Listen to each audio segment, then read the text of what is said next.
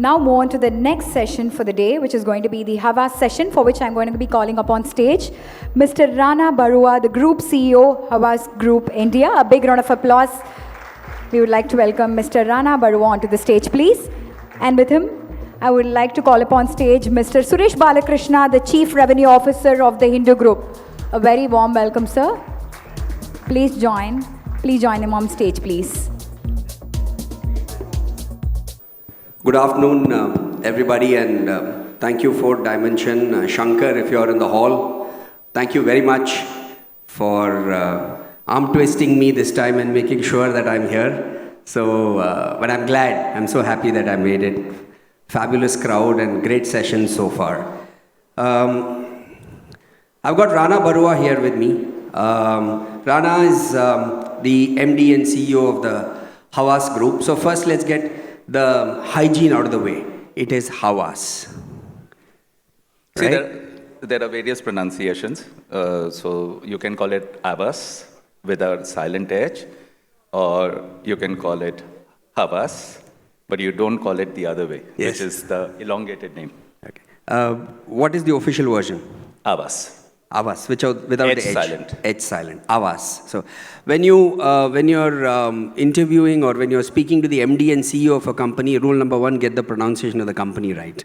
Right. So it's Avas. Thanks a lot for that. They say Rana is man with the golden arm or the magic wand, because Avas has been around for many years. Good respected agency, large group, doing good work for many years now in India. But the last 3 years for this agency have been particularly good. And here I'm saying it from an outside-in perspective. I'm with the media, and we keep tabs on all the large media agencies, what's happening in them, etc. And the perception is that last 3 years have been really good for this agency. They've grown, they've acquired many clients, they win a lot of pitches, they win a lot of aggressive pitches against very large media agencies, and also creative business. And overall, there seems to be a buzz about the agency. So, Rana, is this buzz a reality? And if so, what's caused this? So thank you, Suresh. I think you're a very interesting question, because sometimes in this whole rush of what we have built over the last 3.5 years, of which you must remember 2 years was COVID, and like everyone else, we were also trying to figure out what we were building.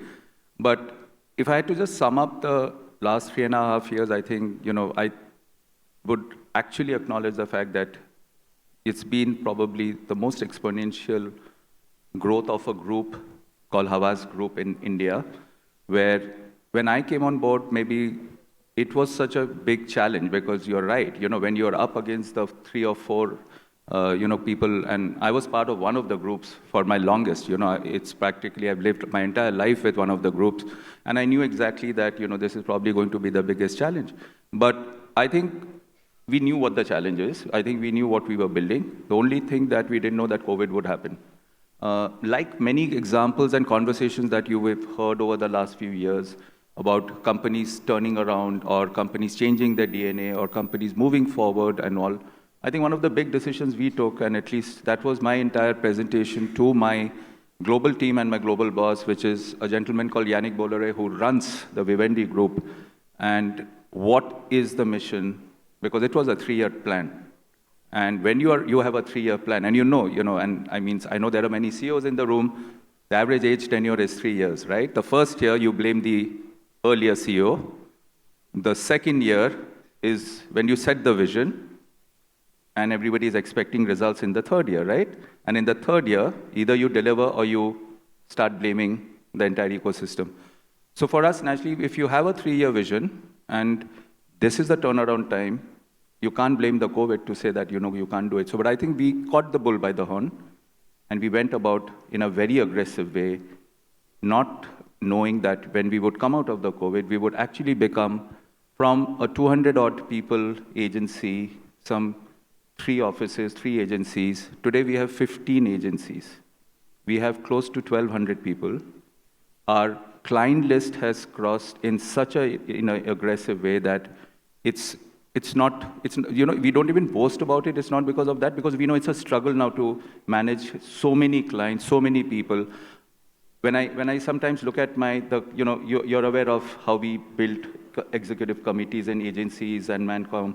So since I look after the group, I've got a 26-member team which works closely with me, all senior people. Some of them are here, some of them who've been with the system, but I would say 21 of them have come from various other groups, various other marketing companies, and various other places. It cannot happen. And I understand that because we don't disclose our numbers because it's not the way it is. But if you look at the registered numbers that comes out, you can see the exponential growth that's happened, the kind of clients that have come on board, and the kind of businesses that we have won against all odds. So as a group, globally, people look at us. We are among the top 4 growing markets for them because it's a very, very important investment committee, and the kind of changes that's happening with our neighboring countries and especially around China and all, which was probably holding the entire APAC kind of conversation. So in Asia Pacific, we probably now as strong as China. And in the global reckoning for the Vivendi group, the biggest investment where things are going to change, and you will see many more conversations on collaborations, acquisitions, many more new companies coming on board, especially where we don't have the expertise, is India. They see success. They came much later than the other group companies. Yannick's only mission was that if India turns around, then that is the market like any other global company. But for them, it was naturally, the pecking order, it was really, really low. So today we stand tall with the thing, and many changes have happened. For example, there are many group companies we are aware of which have multiple reporting and everything. My reporting is directly into the global headquarters, which is Paris and New York. So these are changes which Havas didn't have. And naturally, it has put us into a very strong momentum. And, we are like starting the next 3 years. So like I said, for me, it's 3.5 years have gone. My next 3 years have started now. They normally say that you can't have your cake and eat it too, right? But in your case, we just launched one. You just launched Cake. Cake is is a creative agency in such a tough environment, right? When most people are consolidating creative agency, here's a group that's launched a creative agency specializing in sports, culture, and entertainment. So, do you see a niche for that in this country? Obviously, you must have seen something to have. Yes, absolutely. I think the beauty of the country is that we have expertise in very, very different things, and the needs of the clients are naturally very specific now. So, for example, if you look at the 3 words: sports, entertainment, culture. Tell me how many countries can thrive on these 3. India is naturally one of the top 5, if not among the top 3. For us, naturally, sports, entertainment, culture become one of the critical aspects, which is why when I was looking at it and I was thinking about it, and somebody in the group mentioned, have you heard of Cake? It's based out of UK, so I went down to UK, I met the team, I understood the philosophy, understood the model, and they told me that, we are very specifically only these 3: sports, entertainment, culture. And you can understand that the moment we launched it and the conversations have started, we already have so many strong clients, because they're coming to us to say that, yes, we are involved in sports, we are engaged in many things, but how do we get into, further things? Should we get up? One thing, whether you're a media agency or a creative agency, and especially with such a large group as yours, you must have made in the last 3 years some serious investments in your digital business. Yeah. Now, everybody's taken a different route. We know of other large agencies which have just gone ahead and acquired the top 4 digital agencies in the country, and therefore suddenly have become a big digital force. Others have homegrown digital agencies. What's been your approach to building the digital expertise in your ecosystem? So I think you're right. So for us, naturally, acquisition continues to be a key driver for making the digital ecosystem larger. Because if you've been so late in the race, you can't suddenly pretend that, I'm going to build it on my own, or I'll try to build this expertise on my own and all. But that's one part of the story. I think what we've also done is that we've really expanded our portfolio in very strongly keeping that essence both in the creative and media side. And not only globally, but also in India, we've been driving that force towards that. So we've created center of excellences within the group. So for example, in the entire e-commerce Havas marketplace, India is the center of excellence for the entire global group based out of Bombay. So, these are the specifics that are the signals to the entire ecosystem, which we will slowly start coming out into the market to make it clear that, it's not that you can even now say that, I want to build digital or I want to do digital. It's a need of the hour. You have to be very clear that this is going to be the DNA and it's going to play hand in glove with it. So I think we are pretty clear. The global teams are actually working very closely with us. So I think, we are pretty sorted in the way forward for this. When you have the head of a large group, creative and media group, you can't let him go without having some fun. So the last 5 minutes of my conversation with him, so we know what he's doing for a living, right? We must have figured out by now what's his digital journey, what's his philosophy, what's his vision for Havas, and so on and so forth. But let's get to know the man Rana Barua a little more. Okay, Rana, you're a client, so we're going to do. I would like to call it a rapid fire because we need to wrap up in 5 minutes. I'm going to try and ask you some 500 questions in 5 minutes. So, you're a client, and you have to hire a media agency. Group M, IPG. You have to hire a media agency. Group M, IPG, Madison, or OMD.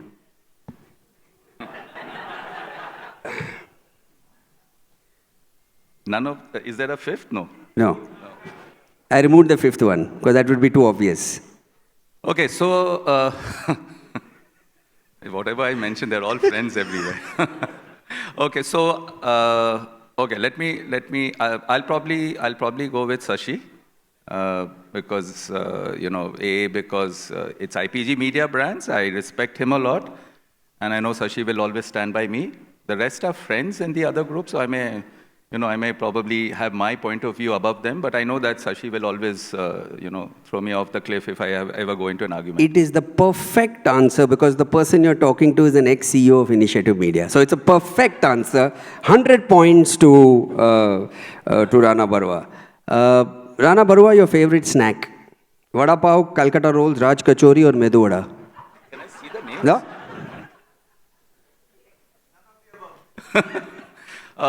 Well, yeah, you're right. I don't eat most of them because I am a fitness freak. But yeah, I'll go with Kolkata rolls. I'm a Calcuttan. I'm from Kolkata. So okay. I'll go with rolls from Kolkata. During lockdown, crime thriller, action, rom-com, or drama? Drama. Drama, okay. Tell me about your favorite holiday destination. Beach, mountain, forest, casino. Beach. Mountain, forest, casino. Beach. Beach, okay. Tell us your nickname. You're a bong, you must have a nickname. No, I don't. Now, Rana, you must have a nickname. My nickname is RB. That's what my wife calls me, and many people have called me. It's called RB. That's when you were growing up, your parents? RB. Ronodeb. Okay. Who's your favorite Avengers character? Avengers? Character. What is that? Okay. Sorry, did I miss somebody? No. No, it's a small Marvel, Avengers. something. Nobody. Okay. It's a, it's a small franchisee run by some company called Marvel. Sorry. I missed the Avengers. Yeah. So tell us, Avengers favorite character. Give me some names. I'll tell you which one. Iron Man, Captain America. Captain America is good. Yeah. Captain America, the good guy. He likes the good guys, right? And here's my last question. And this answer better be correct. Your favorite newspaper, the Times of India, the Hindustan Times, the Hindu, or the Indian Express? I'm waiting. Can you repeat the question, please? I said your favorite newspaper, the Times of India, the Hindustan Times, the Hindu, or the Indian Express? So, with due respect to my entire media group and Mohit Joshi and everybody, I'm not taking anybody's side, but I love the Hindu. Guys, this guy needs a huge round of applause. And no, this wasn't fixed. Just in case you thought it was fixed, I was taking a huge risk in asking that question. I actually genuinely like the Hindu. I mean, there's nothing going because when you grow up reading newspapers and all, there are certain newspapers and the mastheads and the headlines you like. So I like the Hindu. See, my media group is laughing. So I'm going to have a chat with you later. Thanks so much. It was Thank you. so much fun talking to Rana and understanding his vision of the Havas group and what he's doing. And honestly, the success that this group has, and I can say it as an outsider, and I mean, I have nothing vested in Havas apart from them being wonderful clients of ours, is that they've really had a great run in the last 3.5, 4 years. I hope it continues. You will need luck, you will need God's blessings, and you will need your fabulous team, which is here to keep performing. So best of luck. Very kind of you. Thank you. Thank you so much, gentlemen. It was a delight listening to you both talk. I request Mr. Shankar to come up on stage to honor Mr. Suresh Balakrishna, the Chief Revenue Officer of the Hindu Group.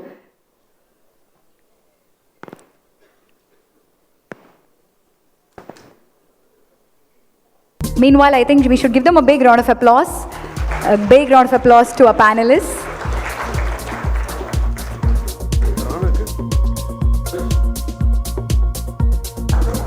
Thank you so much.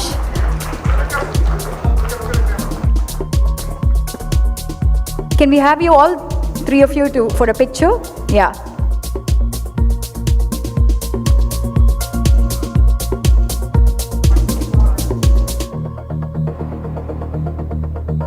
Thank you so much, gentlemen.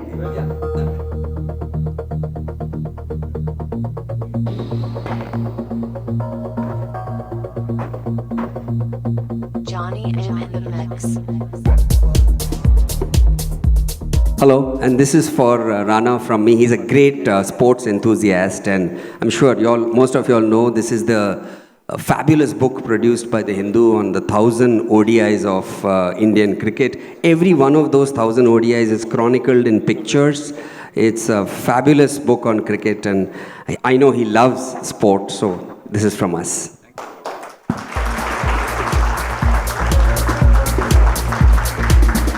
This is definitely a moment to be photographed. Thank you so much, gentlemen.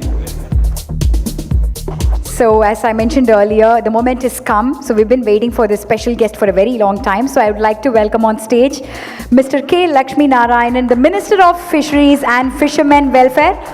Can we hear a big round of applause for him? Yeah, the Minister of Fisheries and Fishermen Welfare, Public Works, Tourism and Law, Government of Puducherry. It's a privilege to have you here today, sir. It's wonderful to have you as a part of the South India Media Summit. What would you like to tell our audience, sir, please?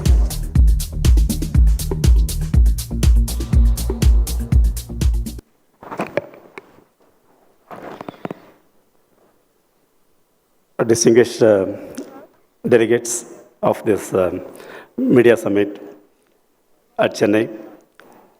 This is a great opportunity and a pleasure to meet you all.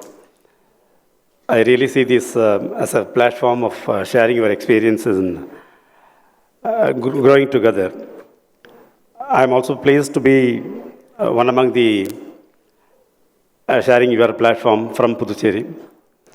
Puducherry is not far away. It is very, very close to everyone's heart here, I hope. Because no one will be missing Puducherry, at least in a weekend. So the Puducherry government all here to help you out. Those who are willing to do any business in Puducherry or any new ventures you would like to take or new experience you want to take in Puducherry.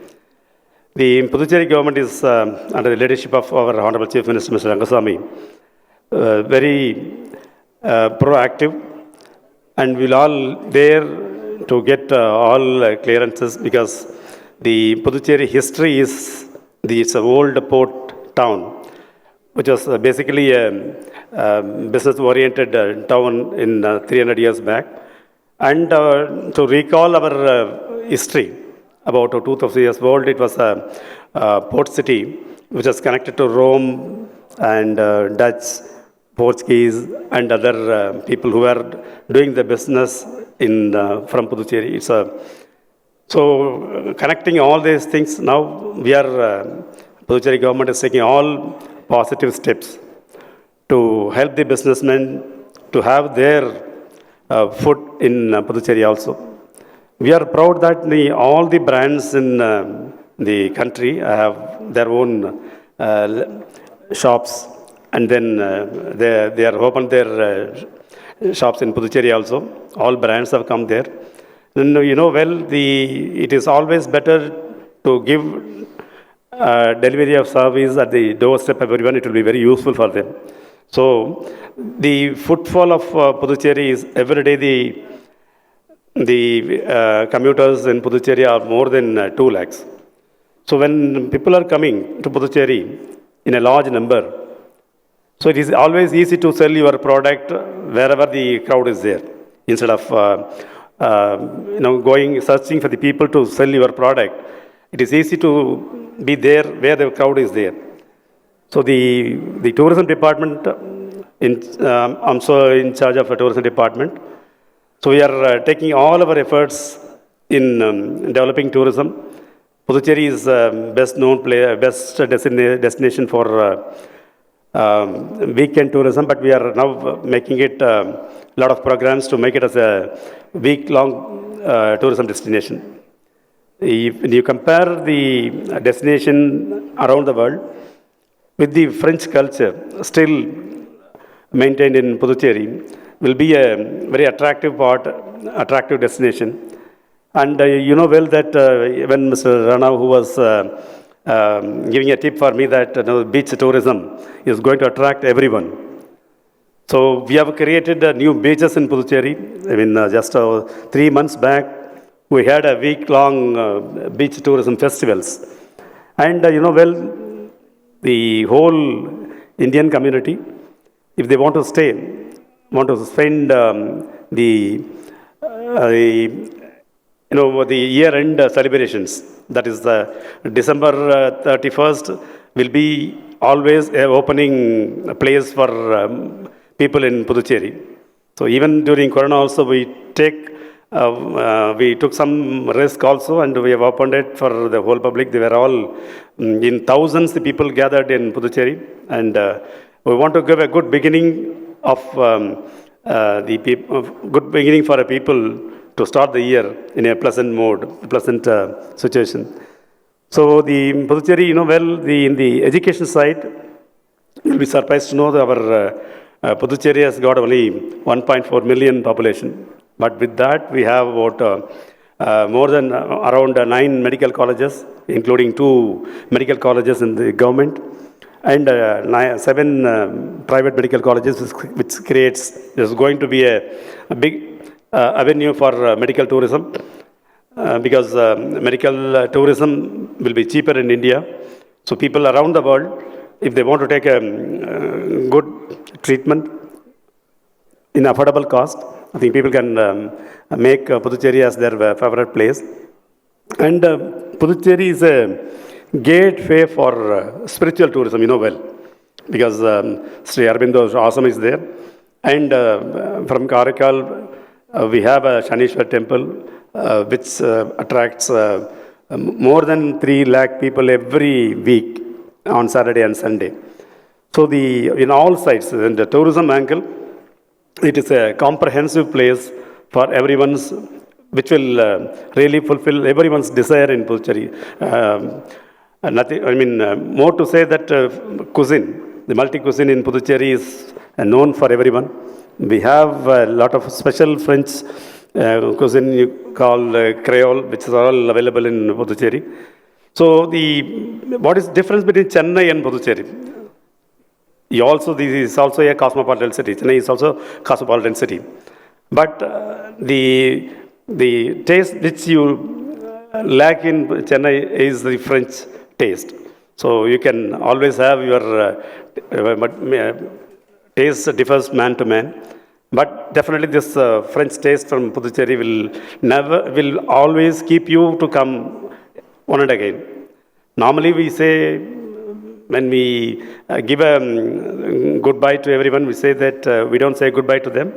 We'll always tell them that many, many happy returns to Puducherry. We don't say goodbye. Because whenever people come, we used to welcome them with a good heart. Puducherry is a very cosmopolitan. The advantage of our location is, you can see the Tamil language, Puducherry and Karaikal, and Malayalam in Kerala, that is in Mahi. and Telugu in near Kakinada, Visakhapatnam. So we have extended our arms on all the directions. So if you want to taste you want to see the culture of mini India, the Indian culture at one place, you can come to visit Puducherry to understand the culture of India, because we have a lot of settlements, people from all over the country. So it's the best place for any trial and success stories. So I want to showcase our Puducherry is the best place for all your experiences, all your experiments in Puducherry. So that's what, because when Mr. Shankar was telling about this media, I thought I should participate, because South India will not complete without Puducherry's taste. And we would like to extend all our possible help to all the business people who have come over here. Because you are sharing your experiences, it's a knowledge-based world. So sharing our knowledge is more important than competing. We never feel that we are all competitors. We are all complementary to each other. So wherever the growth is always should be equal to every corner of the world and India. So the platform which gives an experience of sharing your experience, and normally everyone like to follow the best practices followed everywhere. So wherever there is a success story, it is always better to take that success story to be followed easily, so that we can reach the goal in a short time. So in that way, I hope this summit is very helpful to everyone.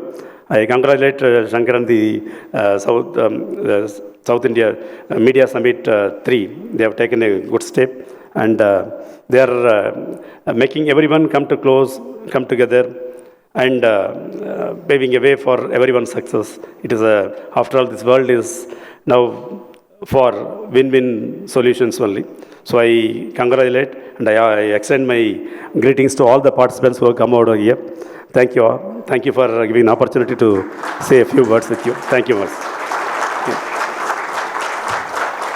Thank you so much, sir. May I now request, sir, may I request you to please stay back? Yeah, please stay back on stage. I request Mr. Rana Barua to come up on stage to honor our Minister Lakshmi Narayanan. A big round of applause. Thank you so much, sir. It actually means a lot for taking the time out of your busy schedule to be here today, for making your presence available. It definitely adds on to the laurels of our Media Summit Season 3, I would say. Thank you so much for the wonderful moment. Can we hear it up for our Minister? A bigger, wider round of applause, please. It's definitely a moment to be cherished. Thank you so much.